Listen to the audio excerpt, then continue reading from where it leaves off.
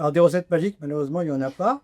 Mais il y a peut-être des conseils que l'on peut donner, notamment au manager, parce que je pense que le manager, on lui demande souvent d'être un peu le variable d'ajustement. C'est-à-dire Mm. que par son charisme, il arriverait à rendre intéressant un travail qui, en fait, dans les conditions d'exercice, ne l'est pas forcément beaucoup. Mhm.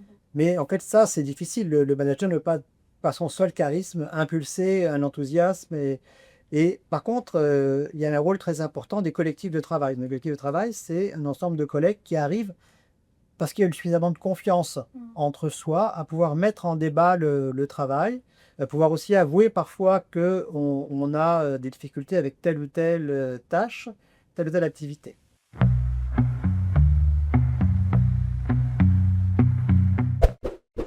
Bonjour à toutes et à tous et bienvenue sur le podcast Toi de soi sur le sens du travail.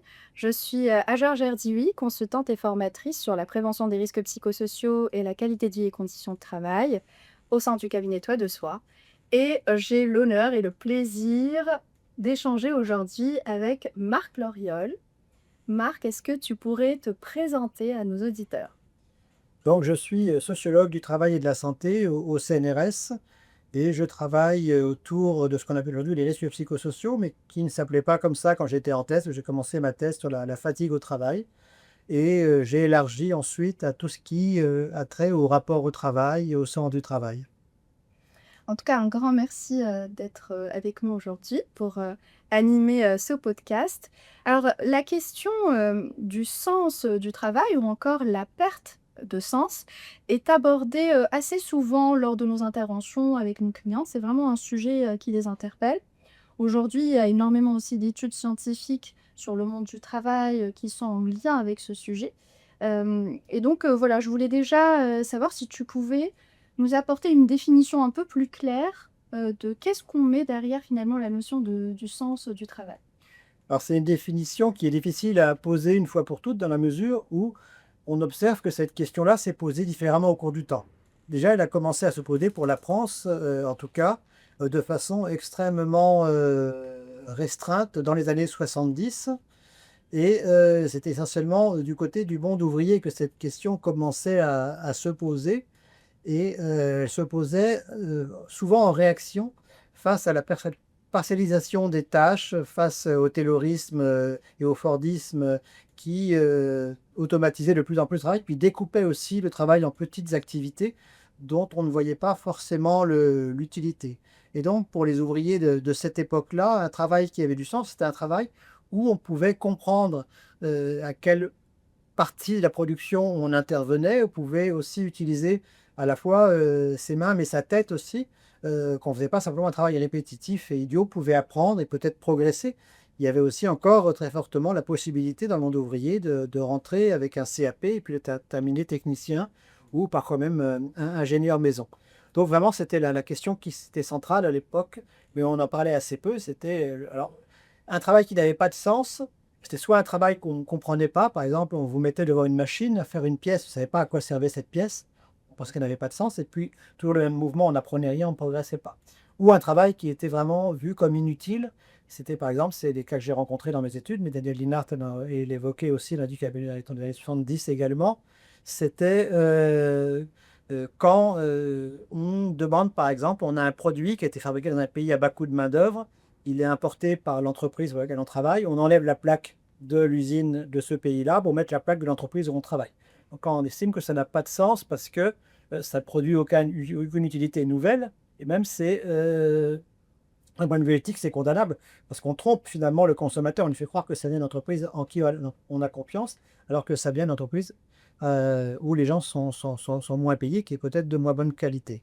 Autre exemple qu'on prenait aussi, c'était, qu'on trouve aussi dans les deux enquêtes, c'est les gens qui sont au contrôle, qui doivent contrôler une pièce selon des codes très précises. Et il y a tout l'ensemble de pièces qui ne rentrent pas dans les cotes. Et donc, normalement, on les met au rebut. Et là, le chef dit non, non, on ne les met pas au rebut parce que ça va couper la chaîne ou alors que ça va coûter trop d'argent. Donc, on les fait passer quand même. Et là aussi, c'est dit, bah, le travail n'a pas de sens puisqu'on nous demande d'être rigoureux sur le contrôle. Une pièce qui ne passe pas on la passe quand même, donc ça sert à rien d'être rigoureux sur le contrôle. Et en plus, d'un point de vue éthique, peut-être que les collègues qui vont monter la pièce vont avoir des problèmes pour la monter, peut-être que le client va avoir une machine qui va être défectueuse. Et donc, au final, c'est... Et finalement, quand on a commencé à parler de plus en plus du sens du travail, ces deux termes que j'ai évoqués, l'utilité et la dimension éthique ou morale, ont pris de plus en plus d'importance. C'est-à-dire que des cas qui étaient exceptionnels dans le monde ouvrier, on pensait que le travail était forcément utile. Si on fabriquait des machines à laver, c'était utile, que ça permettait aux gens de laver leur linge. Si on fabriquait des moteurs de voitures, ça permettait aux gens de rouler et de se déplacer, mais c'était forcément utile. Ça devenait plus utile si on les fabriquait mal et qu'ils tombaient en panne. Et là, le monde du travail s'étant complexifié, s'étant aussi dématérialisé, s'étant parcellisé, de plus en plus, et on peut se demander finalement à quoi le travail que je fais va servir. Est-ce qu'il est vraiment éthique? Et donc, c'est les deux dimensions qui ont pris de plus en plus d'importance dans les années 90-2000, qui étaient de dire est-ce que mon travail correspond à mes valeurs ou est-ce que mon travail a une utilité sociale ou au contraire, est-ce qu'il n'est pas nocif? Et c'est les deux dimensions que retiennent Coralie Pérez et Thomas Coutreau dans leur livre. Ils ajoutent une troisième dimension qui, à mon avis, est très importante mais très différente, qui est le fait de pouvoir s'organiser, d'avoir des marges de manœuvre, une autonomie dans le travail. Et ça renvoie un petit peu à cette dimension que les ouvriers évoquaient, c'est-à-dire un travail où on n'est pas un simple exécutant, mais où on apporte un peu ses compétences. Mais ça renvoie aussi à d'autres questions qui sont finalement, est-ce qu'on peut faire un travail tel que nous, on souhaiterait le faire pour qu'il corresponde à nos valeurs, à nos critères de qualité, à un travail dans lequel on peut se reconnaître et dont on peut être fier. Et quand cette marge de manœuvre n'existe plus, c'est beaucoup plus compliqué de donner du sens. Donc aujourd'hui, le sens du travail se construit autour vraiment de ces trois dimensions. Et la troisième dimension, elle est importante, mais elle est différente parce qu'elle renvoie aussi à la dimension collective, c'est-à-dire comment on va donner du sens ensemble. C'est difficile de donner du sens tout seul à son travail, mais ensemble, on peut se dire peut-être que mon travail n'est pas idéal, mais compte tenu des moyens qu'on a, compte tenu de la demande, on fait au mieux. Seulement, on peut être suffisamment content de notre travail. D'accord. En tout cas, ce que je retiens effectivement, c'est cette notion d'éthique, donc de valeur. Il y a cette, notion aussi d'utilité et puis, il y a aussi, finalement cette marge de manœuvre, cette autonomie. Donc, 3 notions clés dans, la question, du sens du travail. Absolument, mais il faut les articuler, ces trois notions, parce que dire qu'un travail est utile, c'est pas forcément toujours évident, de comprendre en quoi il est utile. Alors, pour certaines professions, ça paraît beaucoup plus évident et même là, si on prend la profession d'infirmière, par exemple, ça paraît évident que le travail d'infirmière est utile. Mais si on n'a pas le temps ou les moyens de bien s'occuper de chaque malade, et bien, finalement, on a le sentiment que le travail va être, pas si bien que ça et peut-être même nuisible parce qu'on va maltraiter ou mal prendre en charge les malades. À l'inverse, il y a des métiers où l'utilité peut être comprise de façon assez différente. J'ai travaillé sur les conducteurs de bus, par exemple, et pour se dire les choses un peu rapidement, c'est un peu caricatural, mais les vieux conducteurs de bus qui étaient plutôt le syndiqués, souvent à la CGT pour eux, leur travail, ça consistait à transporter les gens d'un point A à un point B en toute sécurité. Et il disait, moi, ma fierté dans mon travail, c'est que j'ai pas d'accident et que je sais anticiper, par exemple, un arrêt ou un feu rouge pour ne pas avoir de freinage brusque. Il disait, la grand-mère dans le bus, si elle est debout, elle ne va pas tomber parce que je vais freiner en douceur. Ça s'appelle la conduite confort-sécurité. Et il disait, c'est ça d'être un bon conducteur de bus. Et puis la régie a dit, oui, mais un conducteur de bus, il doit faire d'autres choses aussi. Surtout que, à la fin des années 70, on a supprimé le receveur, celui qui poinçonnait les tickets. Et le machiniste devenait un machiniste receveur, il devait à la fois conduire et faire le contrôle. On disait un bon conducteur de bus, il doit contrôler s'il y a de la fraude. Aussi, un bon conducteur de bus, il doit être à l'animateur de son bus. Et donc, c'est ce que la RATP appelle le service attentionné. Il y avait un conflit entre les conducteurs, disons, plus traditionnels, qui eux disaient non, non, mais ça, c'est pas mon métier. D'ailleurs, si la RATP veut faire ça, ils ont qu'à remettre un receveur. Et puis les jeunes qui, eux, trouvaient un intérêt, trouvaient que leur travail avait du sens s'ils étaient aussi un peu dans le contact, le relationnel. Donc ils donnaient un sens différent à leur travail, ils se sentaient utiles parce qu'ils animaient un peu le bus, parce que ils pouvaient aussi échanger, ils n'étaient pas simplement des conducteurs. Donc vous voyez, il y a des choses des façons très différentes de définir en quel sens on est utile et pourquoi on est utile. Oui. Il y a déjà une approche qui est finalement individuelle, mais aussi collective, qui rend cette notion beaucoup plus complexe, en tout Tout à cas, fait. La dimension collective est importante parce que les conducteurs que j'évoquais, qui mettaient en avant la conduite confort-sécurité, ils le mettaient d'autant mieux en avant que leurs collègues du même âge, avec qui ils avaient travaillé depuis des années, partageaient exactement la même vision des choses. Donc pour eux, c'était vraiment évident. Et c'était évident pour eux de dire aussi qu'ils n'étaient pas des animateurs de bus, que Ouais. c'était pas leur rôle de faire du relationnel, que leur rôle c'était d'être des très bons conducteurs. Et c'est tout, pas autre chose. Mais quand ils étaient en contact avec des plus jeunes, eh ben, il y avait de l'incompréhension. Et parfois, il y avait le sentiment que les vieux conducteurs disaient les jeunes, c'est plus des bons conducteurs. Les jeunes disaient les vieux, ils n'accueillent pas bien les passagers. Et chacun se renvoie une image un peu négative. Et donc, c'était plus difficile de se valoriser quand chacun renvoie une image négative de l'autre groupe. Exactement. Justement, enfin, dans l'exemple, que tu donnes, on parle effectivement de cette évolution du travail. On sait qu'aujourd'hui, le monde du travail, il est en perpétuel changement avec, des transformations, politiques, sociales, économiques, technologiques et avec pardon, un rapport aussi du travail qui, évolue énormément et je pense que, ça vient aussi fragiliser la construction, du sens du travail. Donc je me demande s'il existe finalement des critères, une sorte de, recette magique, si on peut utiliser ce terme, qui permettent finalement, de créer du sens dans notre travail, au quotidien.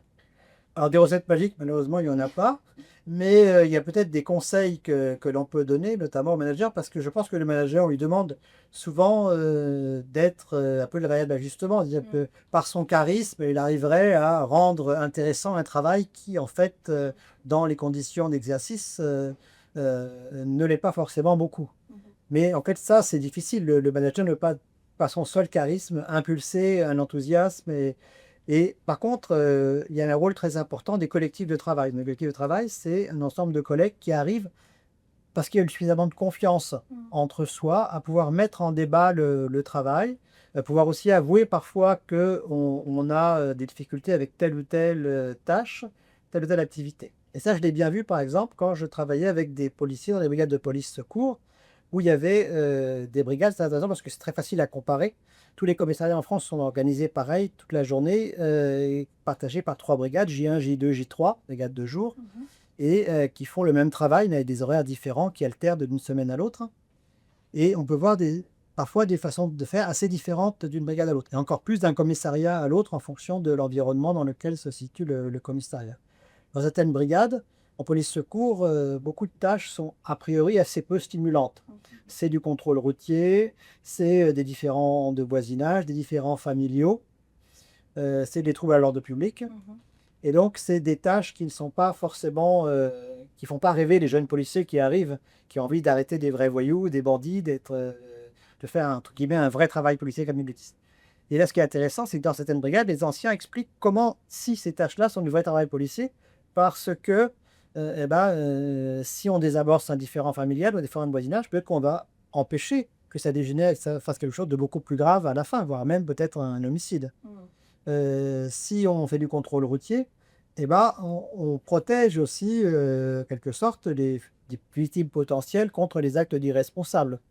Et les anciens expliquent ça par des exemples un peu édifiants qu'ils ont vécu ensemble. Ils disent par exemple à un jeune policier: «Tu te rappelles, cette voiture qui était garée en double fil, il y a un cycliste qui a dû le dépasser, qui s'est fait renverser. Tu te rappelles cette maman qui n'avait pas attaché son bébé avec un maxi-cosier, il y aurait un accident, le bébé aurait été blessé». Ou l'exemple le plus fréquent, c'est, les personnes qui sont garées sur des places handicapées, alors qu'ils n'ont pas de handicap. On protège finalement des gens qui ont besoin, qu'on leur réserve des places adaptées, alors que ceux qui usurpent la place n'en ont pas besoin. Donc ces exemples édifiants vécus en commun visent à, persuader finalement les jeunes policiers qu'un travail qui a priori n'avait pas beaucoup d'intérêt, donc qui donnait pas beaucoup de sens à leur métier, et du vrai travail policier et a véritablement un sens en tant que policier pour aider, la population et protéger, les gens plus fragiles contre ceux qui sont irresponsables ou égoïstes. Et ça se voit bien. Il y a des brigades où, quand il y a des anciens qui expliquent ça, les gens se plaignent pas d'ennui, ne se plaignent pas de faire du contrôle routier. Et ça va même plus loin parce qu'il y a une sorte de benchmark dans les commissariats. Chaque brigade doit faire au moins la moyenne des commissariats. Et donc les brigades où il y a des anciens Ils font du contrôle routier de temps en temps quand il n'y a pas grand-chose d'intéressant d'autre à faire. Ils font des différends familiaux parce qu'ils pensent que ça fait vraiment partie de leur travail. Et puis, ils pensent que leur rôle, c'est de désamorcer les tensions pour pas qu'il y ait d'événements plus graves qui arrivent. Et finalement, ils font du chiffre sans avoir à chercher à faire du chiffre. Et donc, ils ont souvent les meilleurs chiffres du commissariat. Et ce benchmark est un peu bizarre parce que l'idée, c'est que chaque brigade va faire au moins la moyenne des commissariats. Certains sont au-dessus de la moyenne, d'autres sont forcément en dessous. Et donc, ceux qui sont en dessous ont une pression constante de la hiérarchie qui disent qu'il faut faire du chiffre, faut faire du chiffre. Et donc, ils vont aller faire des contrôles routiers imposés. Ils vont devoir aller faire des contrôles de de gens qui vont avoir 5 grammes de hashish sur eux. Et pour eux, ça n'a aucun sens parce que d'une part, ils n'ont pas décidé, ils n'ont aucune autonomie. Mais d'autre part, ils ne voient pas l'intérêt de faire ça autre que de faire du chiffre. Et là, on a un exemple de comment finalement un mode de management empêche la construction du sens. Parce que dans ce brigade-là, il y a très peu il y a beaucoup de turnover, très peu d'anciens qui peuvent être des modèles. Parce que les anciens, c'est des anciens qui sont tellement mauvais qu'ils n'ont pas pu aller à qui ne sont pas des modèles. Et donc, il n'y a pas cette transmission du sens. C'est ce qui explique finalement, on se plaint beaucoup plus que certaines tâches n'ont aucun sens, que sont ennuyantes, qu'elles n'ont pas d'intérêt, alors que dans d'autres brigades, on va s'en plaindre beaucoup moins et vivre beaucoup mieux. D'accord. Donc en tout cas, ce que je retiens, on va dire dans ces fameux critères, il y a le mode de management qui est hyper important, mais pas, voilà, suffisant pour, créer à lui seul, du sens au travail.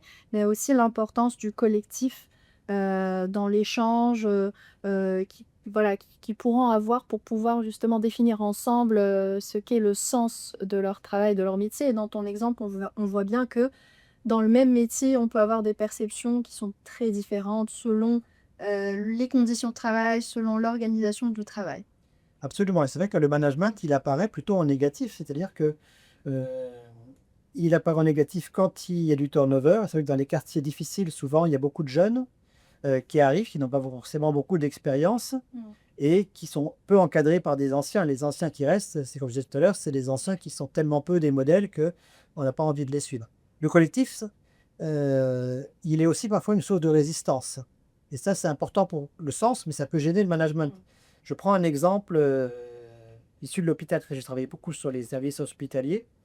Dans les services de neurologie, il peut y avoir des malades qui sont très lourds, des scléroses en plaques, des malades qui ont des démences, qui demandent beaucoup de travail aux soignants. Et les soignants, les infirmières ont tendance à trouver que s'il y a trop de malades de ce type-là dans le service, eh ben, elles n'ont pas le temps de s'occuper bien de chacun ou chacune. Et donc leur travail n'a plus de sens parce qu'elles sont en train d'être dans la maltraitance, mais ça ne s'occupent pas suffisamment bien. Donc elles font pression sur les médecins pour qu'ils intègrent, qu'ils admettent dans le service moins de malades très lourds et plus de malades qui demandent un peu moins de soins constants pour équilibrer la charge de travail. Et comment elles le font? Elles le font par une sorte de greffe du zèle, c'est-à-dire que les médecins en neurologie, s'ils admettent des malades très lourds, c'est parce qu'ils veulent faire de la recherche sur tel ou tel type de pathologie. Et la recherche, elle dépend très fortement de la façon dont les malades vont réagir au traitement médicamenteux qui leur est donné, avec une galénique qui est très fine. Est-ce qu'on va prendre tel dosage à telle heure ou un dosage un petit peu différent un peu plus tard? Et ça peut avoir un effet très fort sur les symptômes du malade. Et les médecins ont besoin de savoir ça. Ils ne sont pas tout le temps au lit du malade. Qui au lit du malade? Ce sont les infirmières et les aides-soignantes qui peuvent le noter. Ben, si elles ont trop de malades très lourds, eh bien, on n'a pas le temps de noter ça. Et donc, les médecins qui font de la recherche sont un peu aveugles. Ils ne peuvent plus faire leur recherche, donc ils sont obligés d'écouter les. Mais cette résistance collective, elle agace forcément les médecins, les chefs de service qui veulent faire de la recherche, mais elle est utile parce qu'elle fait que les infirmières peuvent continuer à travailler avec un travail qui leur semble éthiquement valable et utile parce qu'elles s'occupent bien de chaque malade et pas bien de trop de malades. Et là, ça renvoie aussi à la notion du travail bien fait, ce qu'on appelle, la qualité empêchée et qui, je trouve, a aussi beaucoup de liens avec la question du sens du travail. C'est vraiment est-ce que collectivement, qu'est-ce que le travail bien fait pour nous? Est-ce qu'on a le sentiment de faire un travail comme on souhaiterait le faire? Je pense que ça vient aussi pas mal, impacter, la perception, du sens, du travail. Oui, tout à fait, parce que comme l'exemple de la RATP le montre, Mmh. définir ce qu'est un travail bien fait, déjà, n'est pas forcément donné a priori. Et ensuite, c'est vrai que dans beaucoup de cas, euh, certaines règles de gestion, par exemple tout ce qui est évaluation quantitative de l'activité, qu'on trouve beaucoup dans les services publics, vont à l'encontre de cette idée que les gens vont pouvoir faire un travail, qui leur semble, avoir du sens. Mmh. Donc ça effectivement, c'est très important et parfois aussi, les travailleurs ont besoin, de redonner plus de sens quand leur travail leur paraît un peu routinier. Heu, Fabienne Annick, qui est celui qui a écrit un livre qui s'appelle «Le sens du travail», d'ailleurs sur l'histoire d'un bureau de poste qui va être modernisé, Mmh. le montre très bien.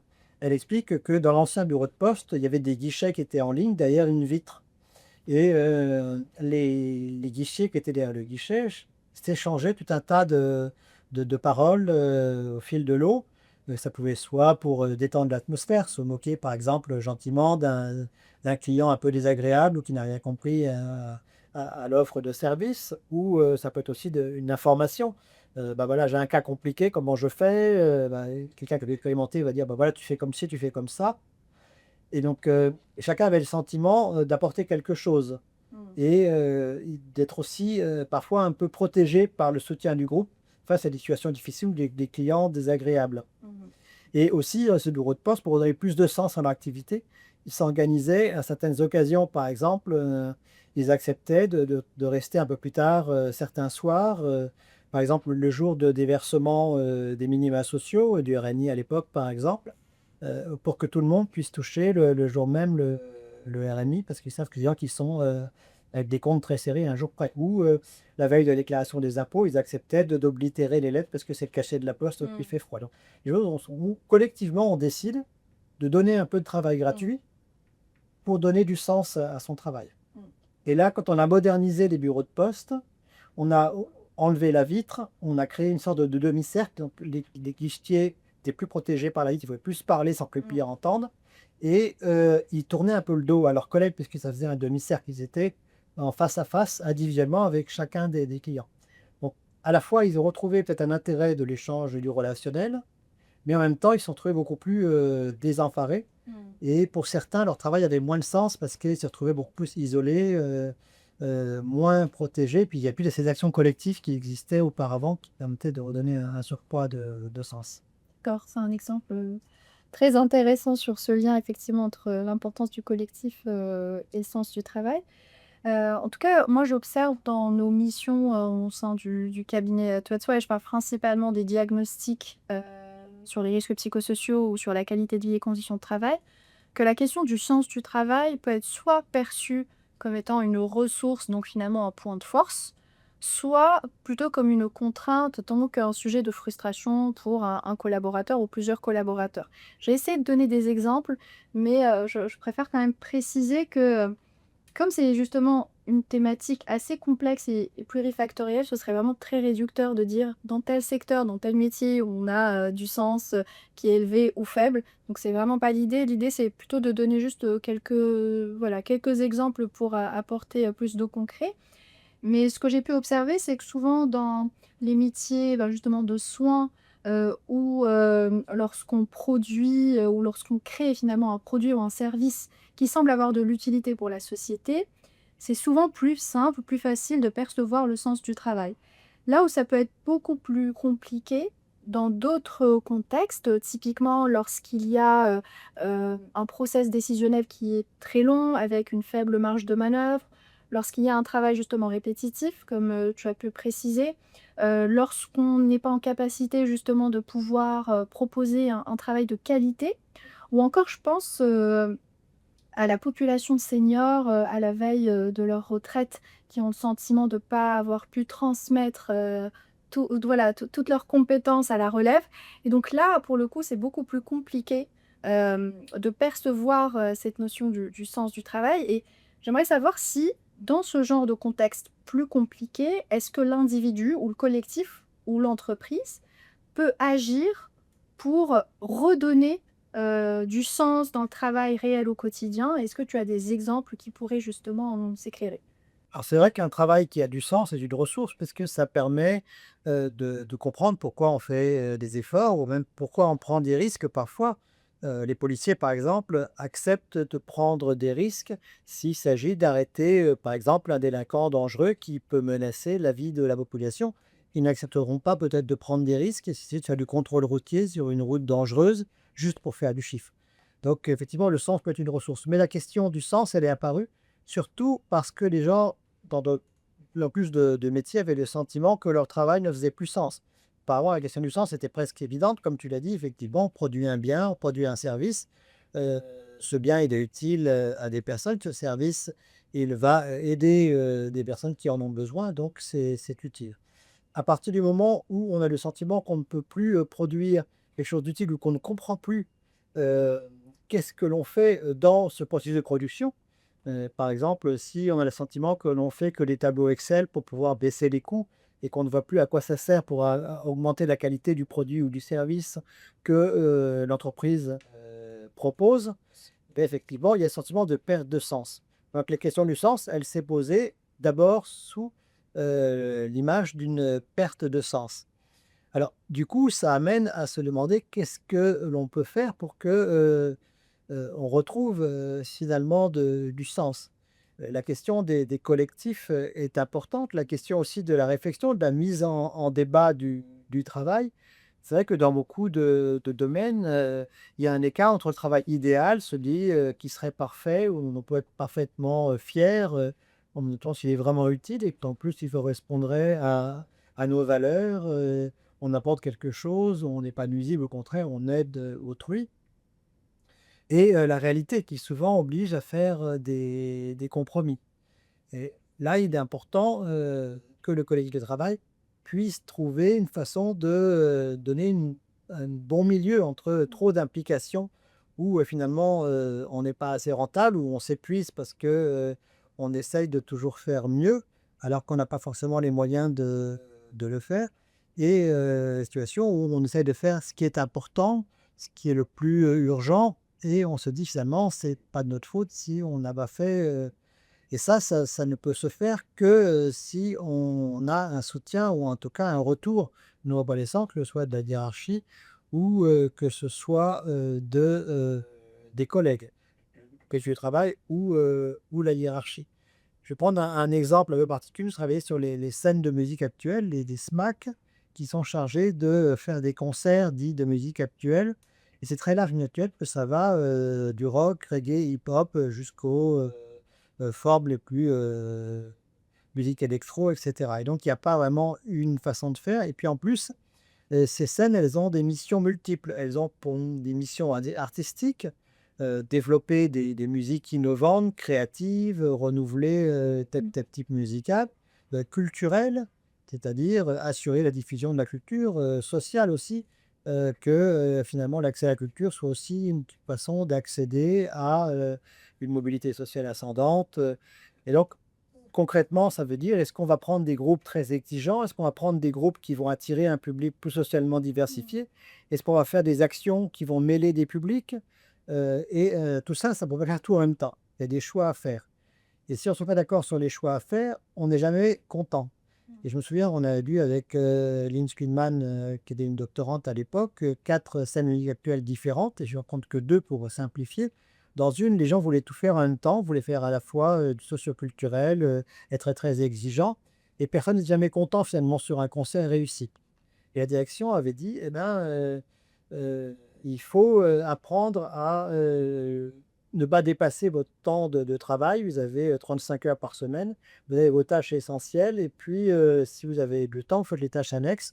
Si vous n'avez pas le temps, vous ne faites pas, c'est pas grave. Mais les gens disaient, mais le plus important, le plus intéressant pour moi, c'est les tâches annexes. Le plus important, c'était ce qui n'est pas dans ma fiche de poste. Pourquoi? Parce qu'à chaque fois, ils voulaient atteindre un objectif qui était contradictoire, donc inatteignable.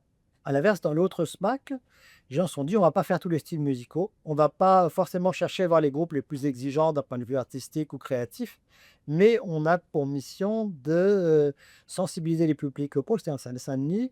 Donc, si on fait des concerts de rap type hop et des concerts de musique du monde, on sait que ça attirera à la fois plus de gens, et en même temps des gens de différentes générations.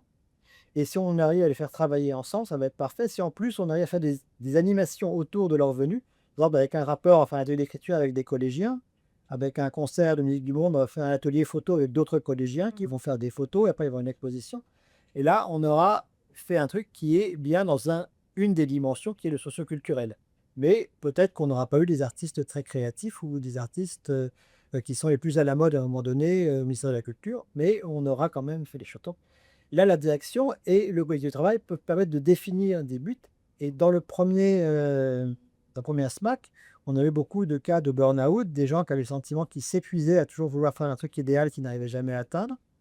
Et dans la deuxième SMAC, on avait des gens qui étaient très passionnés par leur travail, mais qui arrivaient à poser des limites et à ne pas travailler 50 heures par semaine, qui arrivaient à voir leur famille et à se reposer, tout en étant tout à fait contents de ce qu'elles voulaient faire. Donc c'est cette sorte d'équilibre qu'il faut réussir à trouver pour pouvoir conserver le sens et aussi faire des compromis finalement entre différents types de contraintes, contraintes socio-économiques, contraintes légales, contraintes de l'idéal que l'on voudrait atteindre mais qu'on ne peut pas toujours atteindre. D'accord, très bien. Mais en tout cas, pour conclure, je dirais, ce podcast et pour résumer, en tout cas, ce que je retiens de notre échange, c'est que finalement la question du sens du travail gagnerait à être, traitée collectivement parce que finalement, de ce que j'entends, de ce que je comprends, c'est que la meilleure manière d'agir sur, le sens du travail, c'est quand même de le traiter collectivement, de pouvoir, échanger tous ensemble sur, par exemple, comment, définir, le sens de l'activité, qui peut être très différente comme on a pu voir, dans les différents exemples que tu apportes, d'un métier à l'autre, d'un service à l'autre, d'une équipe à l'autre.